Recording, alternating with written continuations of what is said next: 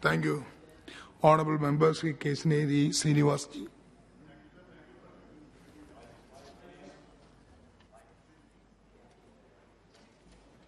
Thank you, sir. Thank you for giving me the opportunity. Firstly, I appreciate the efforts of our Honorable Minister Sindhya ji for Operation Ganga. Evacuating nearly 18,000 students from Ukraine is a great move, sir. It is very strongly supported across the country and globally also. Out of that 18,000 students, nearly 2,000 students belong to Andhra, sir. We thank him for that, sir. We thank the Prime Minister and also the Civil Aviation Minister and also the Defence Minister, because many students were evacuated through defence aircrafts also, the Air Force, Indian Air Force aircrafts.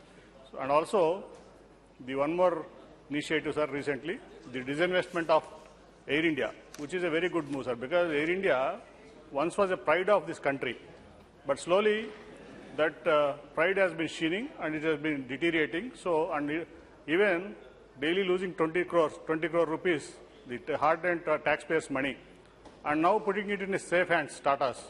So I think again the Air India pride will now be strengthened and it will be very high now. Also, sir, coming to the budget allocated to the Civil Aviation Ministry, this is just 10,000 crores, sir. Very little. Very little, because civil aviation sector is the growing sector in this world, and it is the priority sector, sir.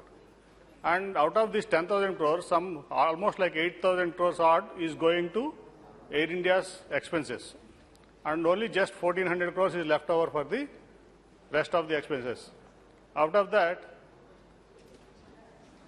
how will the ministry be able to improve the infrastructure and new airports in this country?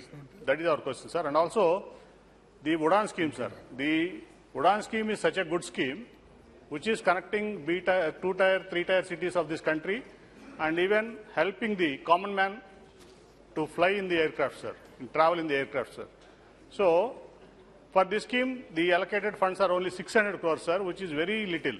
So, I think more funds should be allocated to the Udan scheme, more funds should be allocated for the improving of the infrastructure of the present airports, and should build new airports in all the Tier 2 and Tier 3 cities is required, sir. So, more funds should be allocated for the Civil Aviation Ministry, sir.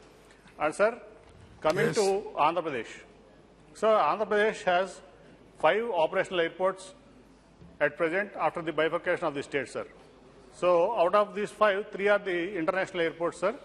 Tirupati, Vijayawada and Visakhapatnam. Kadapa and the Rajahmundry are the domestic airports, sir. Sir, Visakhapatnam Airport is now operating in a naval base, sir.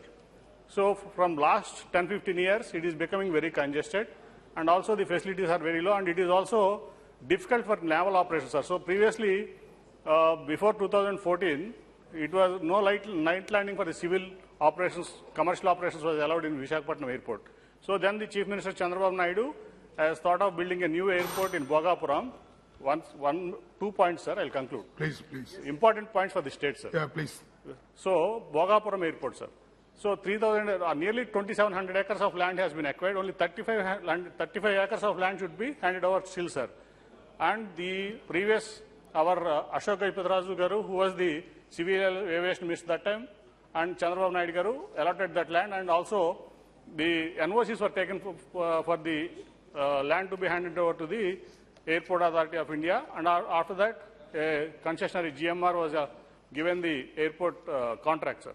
But until today, the airport construction has not been started because the NOC has not been renewed after this delay, sir.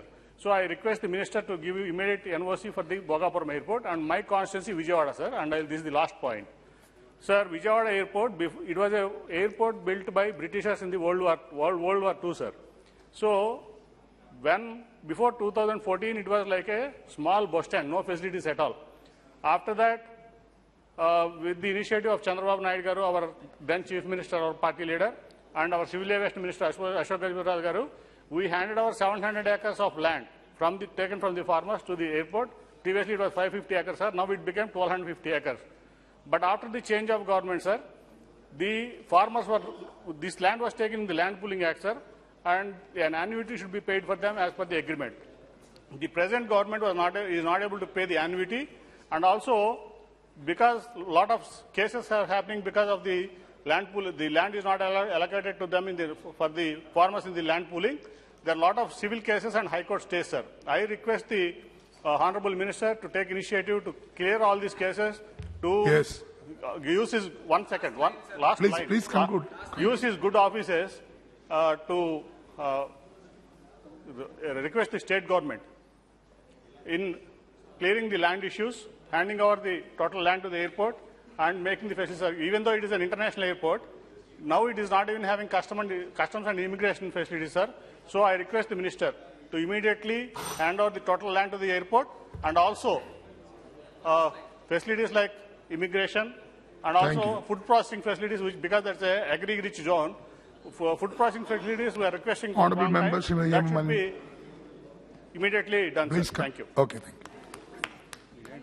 First and foremost, I would like to congratulate our Honorable Prime Minister